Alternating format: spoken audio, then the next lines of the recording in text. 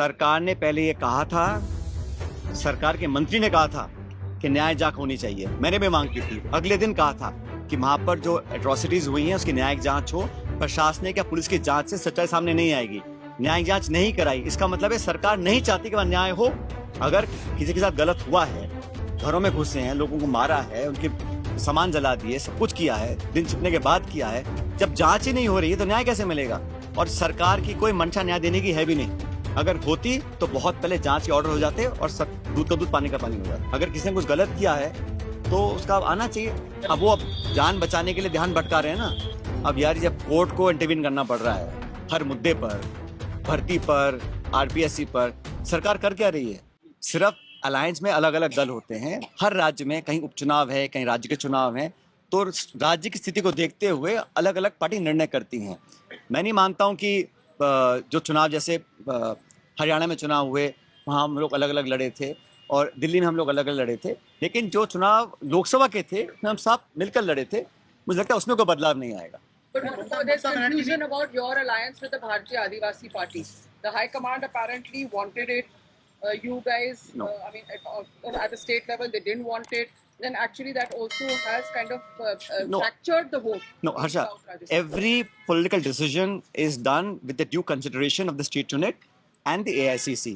Whatever is in the best interest of the party, we do that. For Lok Sabha, we had understanding and the elections are over.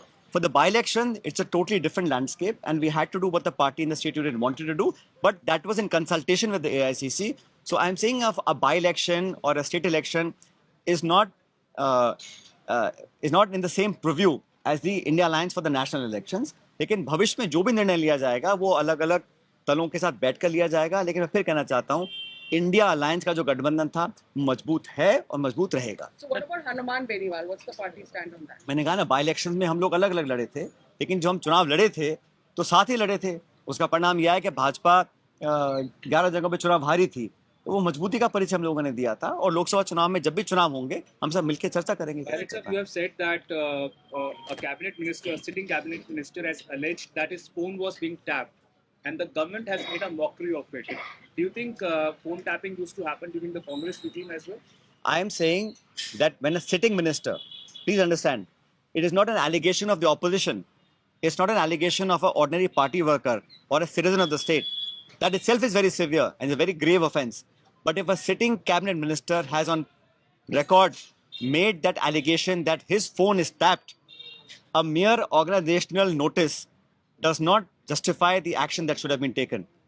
It's a very grave offense, especially uttered and on public said by a cabinet minister, sitting cabinet minister. भाई विपक्ष के लोग आरोप लगा, मैं समझ सकता हूँ, लेकिन सिटिंग मिनिस्टर बोल रहे हैं और बजाय सरकार को कार्रवाई करे संगठन नोटिस दे रहा है, उनको जवाब मांग रहा है। That does not justify the action that is required to be done. And phone tapping is a serious offense. Any such incident, now or before, should be absolutely transparently investigated and anyone found guilty. Any leader, any party member, any officer, any police officer, जो भी है, अगर किसी ने कुछ गलत किया है तो उसका आना चाहिए। स्वर्गीय माथुर साहब, हर गलती सजा मांगती है, गलती करेगा तो सजा मिलनी चाहिए। स्वर्गीय माथुर साहब के विषय में जो आपने बात बोली, तो करुणलाल मीणा भी एक इंटरव्यू में बोल रहे थे कि ऐसा ही हुआ था, मेरे को मारने की प्लानिंग। अब वो जान बचाने के लिए ध्यान भटका रहे हैं ना।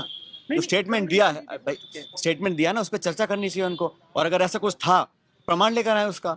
लेकिन जो दुनिया में नहीं है, 20-25 साल 30 साल पुरानी बात कर रहे हैं आप, ऐसी आरोप लगा देंगे किसी के ऊपर, तो ये गलत है। वो तो आज आप क्राइसिस में आ गए हैं, आप अपनी जान छुड़ाने के लिए इधर उधर की बातें कर रहे हैं, और क्या प्रमाण है किसी के पास? ना तो भैरव सिंह जिंदा है, ना माथुर साहब जिंदा है। लेकिन इस प्रकार की बातें बोलना एक बड़ा गैर जिम्मेदाराना बयान है। समरावता में जो हिंसा हुई है उसके जो पीड़ित हैं वो आज भी न्याय मांग रहे हैं। वो कह रहे हैं कि उनको न्यायिक जांच होनी चाहिए, पर अभी तक कोई इसके ऊपर फैसला नहीं हुआ। संभागीय जांच सरकार ने पहले ये कहा था, सरकार के मंत्री ने कहा था कि न्याय जांच होनी चाहिए। मैंने भी मांग की थी। अगले दिन कहा था कि वहां पर जो एट्रोसिटीज हुई हैं उसकी न्यायिक जांच हो। प्रशासनिक या पुलिस की जांच से सच्चाई सामने नहीं आएगी। न्यायिक जांच नहीं कराई, इसका मतलब है सरकार नहीं चाहती कि वह न्याय हो। अगर किसी के साथ गलत हुआ है, घरों में घुसे हैं, लोगों को मारा है, उनके सामान जला दिए, सब कुछ किया है, दिन छिपने के बाद किया है, जब जांच ही नहीं हो रही है तो न्याय कैसे मिलेगा? और सरकार की कोई मंशा न्याय देने की है भी नहीं।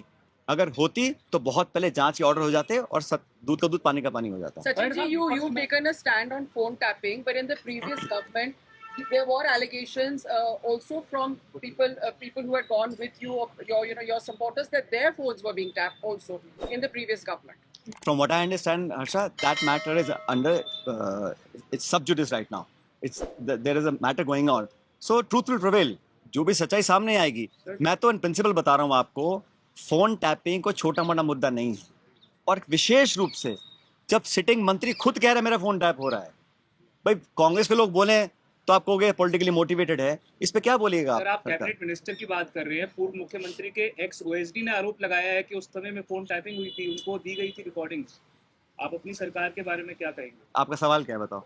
आप अपनी सरकार के बारे में क्या कहेंगे? जांच चली रही है, पता पड़ जाएगा क्या सच है क्या झूठ है. सर, एक एसआई भर्ती वाला कल हाईकोर्ट ने कल टिप्पणी की थी और सरकार से भी जवाब मांगा कि आपका रोड मैप क्या क्या चाहते हैं आप इसमें. अब यार जब कोर्ट को इंटरवीन करना पड़ रहा है हर मुद्दे पर, भर्ती पर, आरपीएससी पर, सरकार कर क्या रही है?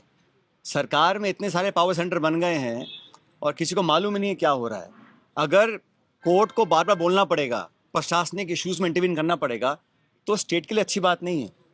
और सरकार, मुझे लगता, अब नौकरी की बात कर रहा हूँ, सरकार अपनी पीठ थपथपा रही है. पिछले बजट में घोषणा की थी 4 लाख नौकरी देंगे.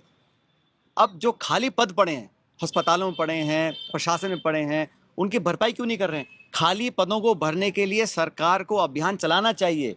On a war footing, government of Rajasthan should launch a drive to fill up vacancies. जो बैकलॉग है, जो पुरानी वैकेंसीज हैं, हजार वैकेंसीज पड़ी हैं, वो खाली पड़ी हैं, कोई कारण नहीं है. तो सरकार ने अब तक 1 साल 2 महीने हो गए हैं, बैकलॉग भरने के लिए, सरकारी नौकरियों के लिए कोई प्रभावी कदम नहीं उठाया है.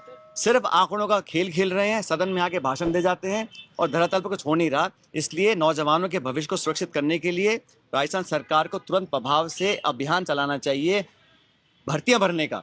इतनी सारी पोस्ट खाली पड़ी हैं, इसको भरने का कोई सरकार को कोई जहन में नहीं है. फोन टैपिंग वाले मामले में डॉक्टर किरोड़ी लाल ये कह रहे हैं, अब मुझसे तो गलती हो गई, मैंने तो निजी कार्यक्रम में कहा था, मैंने किसी को मैंने उनका कोई स्टेटमेंट या जवाब देखा नहीं है.